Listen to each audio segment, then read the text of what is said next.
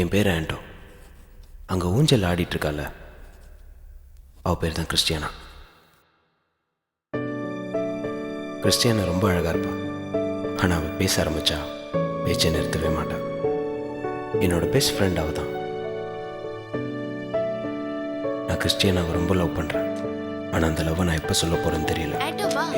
எங்க சொல்றேன்ல வா. எங்கன்னு கேக்குறல? வா சொல்றேன்ல. இன்னைக்கு கிளாஸ்ல என்னாச்சுன்னு தெரியுமா? ஒரு நிமிஷம். எங்கடா போற? என்னாச்சு தெரியுமா? நான் இது வரைக்கும் என் லவ் அவகிட்ட சொல்லவே இல்லை. உண்மையே சொல்லணும்னா அதை சொல்கிற தைரியம் எனக்கு இன்னும் வரல. என் school life, classes, exams, assignments கிறிஸ்டியானானே ஓடிடுச்சு. பியூசிக்கு அப்புறம் நாங்கள் 2 பேரும் ஒரே காலேஜில் ஜாயின் பண்ணோம். அங்கேயாச்சும் அவகிட்ட என் லவ் சொல்லணும். சொல்லுவேன்.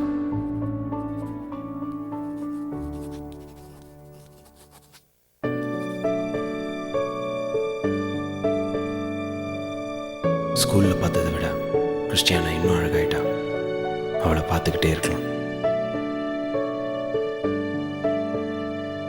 கிறிஸ்டியானா என்கிட்ட நிறைய பேசினான்.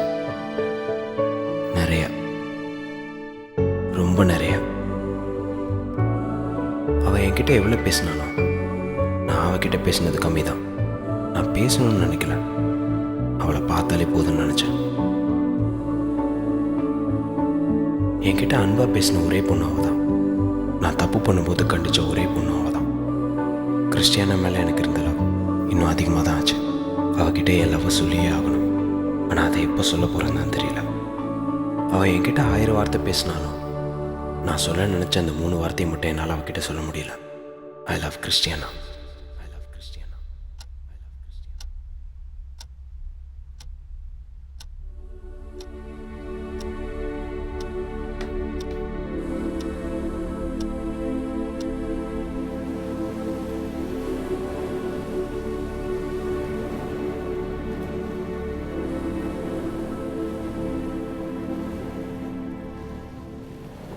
கிறிஸ்டியானா ஒயிட் ட்ரெஸ்ஸில் ரொம்ப அழகாக இருக்கா.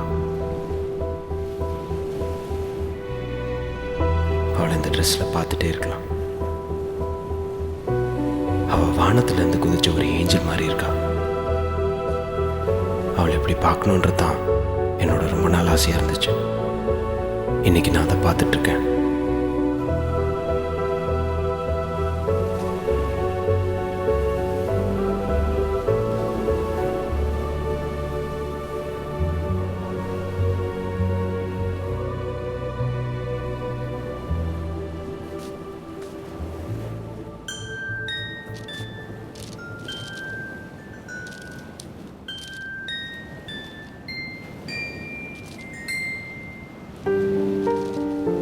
கிறிஸ்டியானாக்கும் ஹென்ரிக்கும் எனக்கு மேரேஜ்.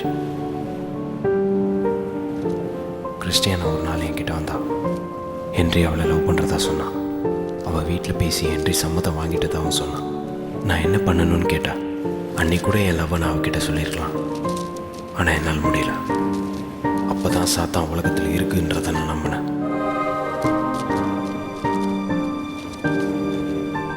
ஹென்றி கூட அவள் சந்தோஷமாக இருக்கிற மாதிரி தான் எனக்கு தெரியுது. நம்ம ஒரு விஷயத்தை லவ் பண்ணால் அது நம்ம கூட இருக்கணும்னு அவசியம் இல்லை. அது எங்கே சந்தோஷமாக இருந்தாலும் நமக்கு சந்தோஷம்தான். அந்த சந்தோஷமே எனக்கு போதும். ஒருவேளை அன்றைக்கே என் லவ்வை நான் அவகிட்ட சொல்லியிருந்தா இன்றைக்கி ஹென்ரிக்கு பதிலாக நான் அங்கே இருந்திருப்பேன். சம்மதம் நான் சொல்லியிருப்பேன். அந்த அழகான விரலில் வெட்டிங் ரிங்கை நான் போட்டிருப்பேன்.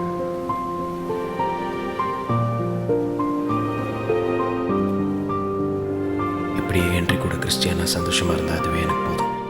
அவளோட சிரிப்பு, அவளோட கண்ணு, அவளோட பேச்சு. கிறிஸ்டியானா இவ தான் எனக்கு எல்லாமா இருந்தா. இது எதையுமே என்னால் மறக்க முடியாது.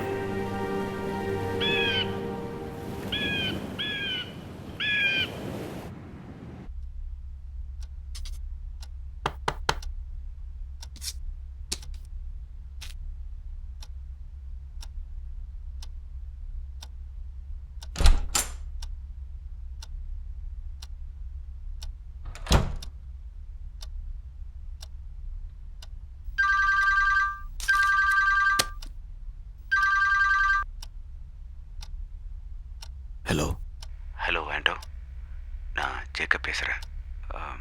கிறிஸ்டினா இறந்துட்டா. நாங்கள் எல்லாரும் இப்போ அங்கே தான் போயிட்டுருக்கோம். ஹலோ ஆண்டோ. ஹலோ.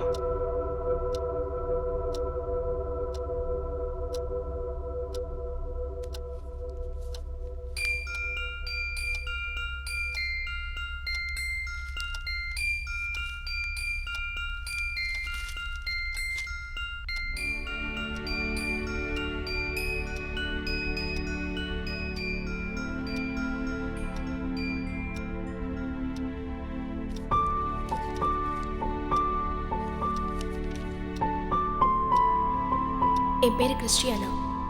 அங்க படிக்கட்டில் உட்காந்து ஏதோ எழுதிட்டு இருக்கானே, அவன் தான் ஆண்டோ. நாங்க 2 பேரும் பெஸ்ட் ஃப்ரெண்ட்ஸ். அந்த ஃப்ரெண்ட்ஷிப்பையை தாண்டி அவனை பார்க்கும்போது ஒரு அன்பு, பாசம், ஈர்ப்பு எனக்குள்ள ஏற்படுது. அவன் ஒரு நாள் ஸ்கூலுக்கு வரலன்னா கூட என்னால் கிளாஸை சரியா கவனிக்க முடியாது. எனக்கு அவன்கிட்ட பிடிச்சதே நான் என்ன சொன்னாலும் லூசு மாதிரி சிரிப்பான். எப்பவும் என்னை பார்த்துக்கிட்டே இருப்பான், ஆனால் பேச மாட்டான். எனக்கு அவனை ரொம்ப பிடிக்கும். லஞ்ச் டைம்ல அவன் சாப்பாடையும் சேர்த்து நானே சாப்பிட்ருவேன். அப்பவும் சிரிப்பான், திட்டமாட்டான்.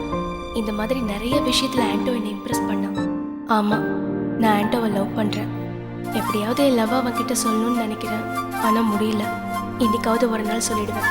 கிறிஸ்டியானா.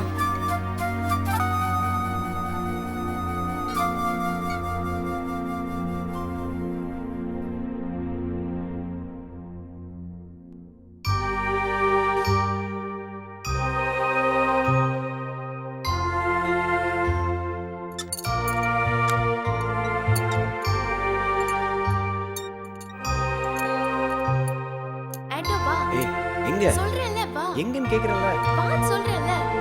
ஏய் இன்னைக்கு கிளாஸ்ல என்னாச்சுன்னு தெரியுமா? ஏய் ஒரு நிமிஷம். ஏய் எங்கடா போற? என்னாச்சு? என்னாச்சு தெரியுமா? இன்னைக்கு மேக்ஸ் அசைன்மெண்ட் முடிக்க சொன்னாங்கல்ல, நான் முடிக்கவே இல்லை. நான் என்ன பண்ணேன், நோட்டை கடைசியே வச்சுட்டேன். எங்கடா மாட்டிப்பேனோன்னு நினைச்சேன்.